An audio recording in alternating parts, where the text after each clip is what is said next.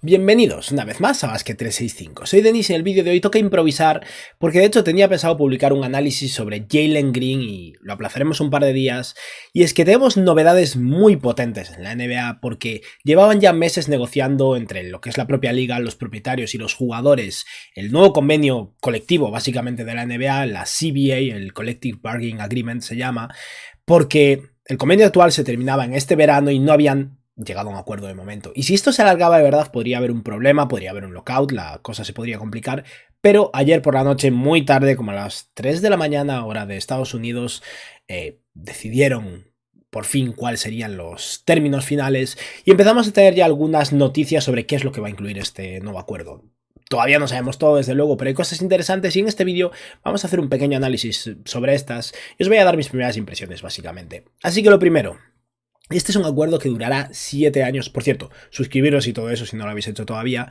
Pero este es un acuerdo que durará 7 años con la posibilidad de que si ambas partes están de acuerdo reducirlo a 6 años. Pero en teoría abarca la temporada 2023-2024 como primera temporada y finaliza la temporada 2029-2030. O sea que tenemos 7 años de estabilidad donde teóricamente no debería haber riesgo de lockout ni de que, bueno, en general la temporada se vea perjudicada, ¿no? Y no se ha cortado la temporada, sigue siendo 82 partidos. Esto es algo que no han acordado. También parece ser que no va a haber esa reducción de edad para entrar en el draft, o sea que los próximos años los jugadores que quieran presentarse al draft van a tener que seguir pasando por la universidad o tener ese año intermedio, ¿no? Después de terminar el instituto. Pero aquí vamos a hablar de lo que ya se ha filtrado, de lo que ya se ha anunciado y hay unas cuantas cosas interesantes. La primera, y una de las que supongo que más querréis escuchar, es que se confirma ese torneo de mitad de temporada. El torneo podría empezar en la próxima temporada, en 2023-2024, dado que eso, la CBA, el próximo convenio colectivo empezará la próxima temporada. No es una garantía que vaya a ser así, pero me imagino que la NBA hará todo lo posible para que el torneo empiece ya. Y el formato que han decidido para que no estorbe demasiado, para que no aumente el número de partidos, es básicamente un torneo integrado en medio de la temporada regular. Empezará en noviembre y se disputará entre noviembre y diciembre, o sea que los equipos tendrán muy pocos partidos los primeros de octubre para calentar y tras eso los partidos que jueguen en su temporada regular contarán de cada el torneo. Y supongo que básicamente los 8 mejores equipos de esa racha de noviembre y principios de diciembre pasarán a una Final Four, a una eliminatoria de eso, ese top 8, que en teoría se jugará en un lugar neutral. Lo más probable es que sea en Las Vegas, pero no está confirmado. Esa Final Four seguirá estando incluida dentro de los partidos de temporada regular de los equipos y después de esas eliminatorias habrá una final que será el partido 83, con lo que sí que habrá 2 equipos de la NBA que jugarán un partido extra. También, bueno, hay otros partidos adicionales al final de la temporada con el play-in, ¿no? Pero bueno, teóricamente un equipo si acabara en el play-in y al mismo tiempo en las finales de este torneo de mitad de temporada podría llegar a jugar 85 partidos, si fueran novenos o décimos jugaran 2 partidos por ahí y jugaran este, pero bueno, eso, se amplía solo en teoría en un partido para 2 equipos la temporada regular y tendremos ese torneo de mitad de temporada donde con suerte los equipos estarán implicados, querrán ganarlo, empezarán a darle un poco de valor. Creo que esto es algo que va a requerir tiempo, no creo que vaya a pasar de la noche a la mañana, ¿no? Pero ya han encontrado el incentivo económico para que los jugadores sí que estén dispuestos a trabajar duro. Y es que los campeones recibirán $500.000 por cabeza, o sea, $500.000 por ganar un partido. Teniendo en cuenta que el resto de partidos son parte de la temporada regular, creo que deberían tener un especial interés en ser competitivos en noviembre, diciembre, ¿no?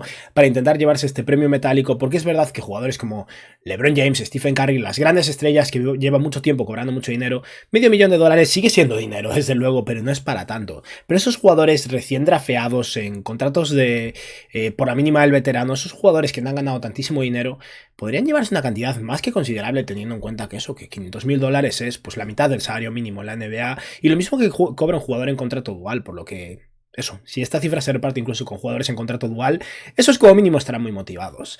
No sé si es la fórmula ideal para hacer que funcione el proyecto, pero me gusta, he encontrado un equilibrio para no aumentar mucho la temporada regular y al mismo tiempo darle un punto extra de interés al comienzo de la temporada y al final es muchas veces el momento que menos tira, o sea que puede ser interesante. Tengo ganas de que empiece el torneo, tengo ganas de que lo inauguren en la temporada 2023-2024, que como decía antes no es una garantía, pero puede que ya ocurra.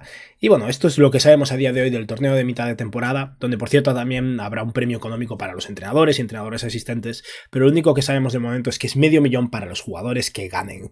No sé si habrá algo para los que pierdan, tal vez la mitad o así, pero me parece que no, que solo será para los campeones.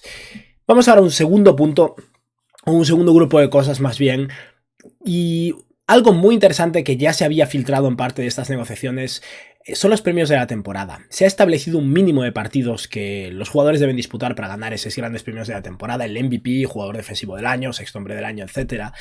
Insisto, esto empieza la temporada 2023-2024, lo cual quiere decir que no afecta a esta temporada, por lo que un jugador como Jaren Jackson Jr., por ejemplo, que compite por el premio jugador defensivo del año, lo tendría difícil para llegar a esos 65 partidos, pero no es un problema este año. Aún así, me parece bien poner un mínimo estricto. Dicen que habrá algo de flexibilidad, me imagino que será relativo sobre todo a eso, temporadas que se vean acortadas, obviamente se reducirá el número de partidos en proporción, si hay una temporada por COVID, esperemos que no, en la que se acaban disputando 70 partidos, obviamente no necesitará un jugador 65, sino 57 o los que sea, ¿no? Pero eso, en teoría, ahora mismo los jugadores tienen que disputar un mínimo de 65 partidos para ganar los premios de la temporada, y muy interesante, para entrar en los equipos All-NBA, y supongo que All-Defense también, y los equipos ideales de novatos, y esto es muy interesante porque al final hay muchos jugadores que cualifican para estos equipos All-NBA que no cumplen este criterio. Este mismo año, pensándolo precisamente en mi último directo, Curry lleva como 51 partidos jugados, Booker como 49 y van a acabar en los 50 y pocos, y son jugadores que han tenido temporadas dignas de ser All-NBA, pero no cualificarían y se premiaría más a los jugadores que realmente han disputado muchos partidos. Es interesante. Obviamente en esos límites, esos jugadores que acaban jugando 63 partidos por una lesión grave en medio de la temporada y que hayan tenido una temporada excelente, se van a ver perjudicados, pero bueno, me parece interesante la verdad el que también incluya no solo a los premios individuales más destacados, sino también esos quintetos ideales. Y por otra parte se ha añadido un límite de gasto que es una pequeña, o bueno, gran en cierto modo, penalización para esos equipos que gastan mucho dinero, porque se ha añadido un segundo tramo al impuesto de lujo, y es que todos sabemos que los Warriors, los Clippers o este año incluso equipos como los Bucks o los Celtics han superado el impuesto de lujo y han gastado más, y a medida que esos equipos gastan más, llegan a ser cifras astronómicas. Recordemos que cuando fue todo el tema del intercambio de James Wiseman por parte de los Warriors en el cierre de mercado, por mover a Wiseman y no recibir nada a cambio, ahorraban como 110 millones de dólares, luego al sumar a Gary Payton acabaron ahorrando, no lo sé, 30 millones o una cosa así, pero eso, estamos hablando de cifras muy grandes, y hay una nueva penalización, que es que le van a retirar la mid-level a los equipos que superen los 17,5 millones de dólares por encima del impuesto de lujo. O sea que este año, por los equipos que se verían perjudicados, los equipos que no hubieran tenido su mid-level serían los Bucks con Joe Ingles, los Celtics con Danilo Gallinari, los Clippers con John Wall, al que, bueno, ya movieron, y los Warriors con Donte DiVincenzo. Teóricamente, a partir de este verano no tendrían esa mid-level si superan por más de 17,5 millones de dólares el impuesto de lujo. Y me parece bien, es una penalización para estos equipos para impedir que sigan dándole impulso al final a la rueda, porque es verdad que en muchas ocasiones ese contrato de 7 millones de dólares que pueden ofrecer es suficiente para traer a un jugador de un talento muy grande, porque es un contender, y tal vez si pasa a ser un contrato de la mínima se vuelve un poco más complicado y ayuda a equilibrar un poco la balanza, pero bueno, habrá que ver en qué se queda.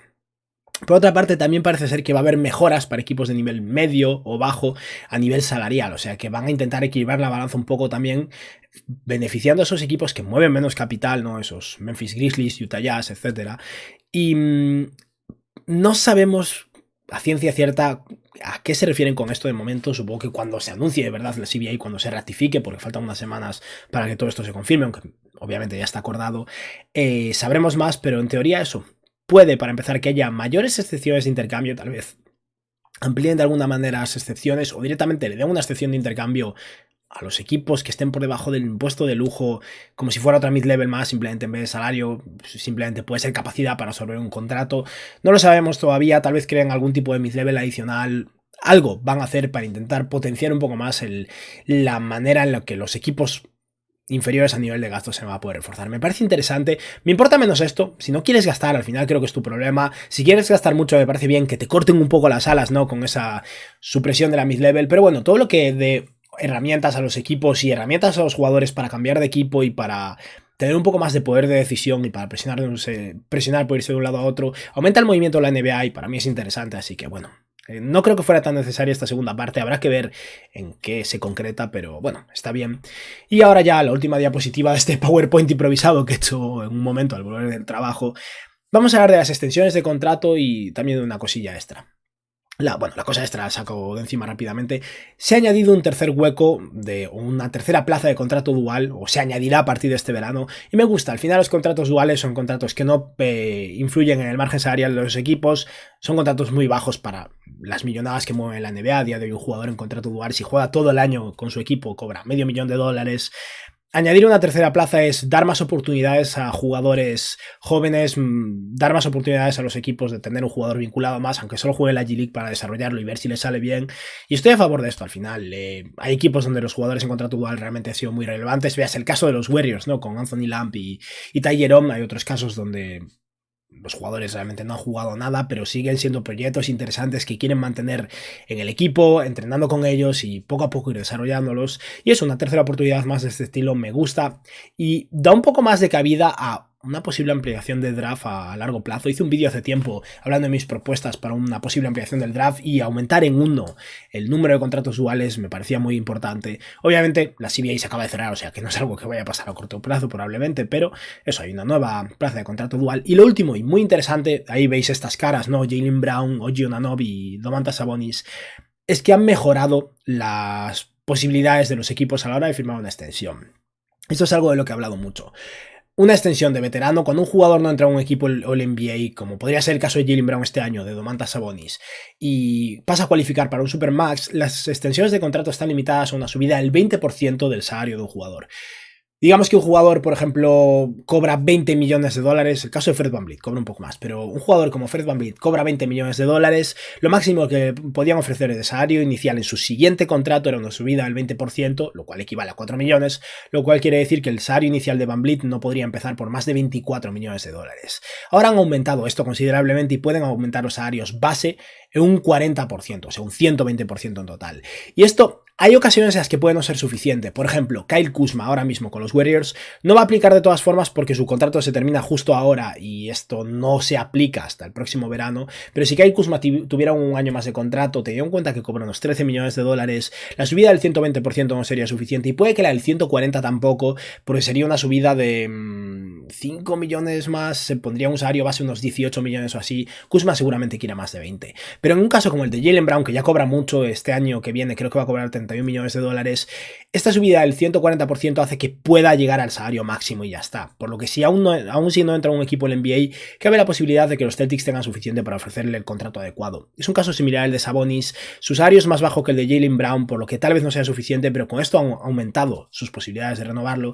Y OG Anunoby es otro ejemplo, un jugador que cobra unos 16, $17 millones. No creo que se merezca 30, pero se merecía más que esa subida del 120%. Ahora tienen más posibilidades de renovarlo este verano y creo que es algo que da al final más flexibilidad a los equipos de no verse perjudicados por haber firmado un buen contrato con anterioridad. El hecho de que OG Anunoby cobre poco en relación a su rendimiento, o Sabonis, o Jaylen Brown, o de Dejounte Murray, es algo positivo para el equipo en su momento, pero tampoco puede perjudicar al equipo y al jugador a la hora de firmar una extensión a largo plazo, por lo que me parece bien, estoy muy a favor de que hayan aumentado estas extensiones máximas al 140%. Siempre puede llegar a causar problemas con jugadores que pidan lo máximo que se le puede pagar y el equipo esté un poco más indispuesto, ¿no?, a pagárselo, pero en ocasiones el aumentar la flexibilidad siempre es positivo, ¿no? Y nada, con esto hemos acabado esta explicación de lo que sabemos de momento de la nueva CBA, del nuevo convenio de la NBA, y espero que os haya gustado el vídeo y que tengáis un buen día. Adiós.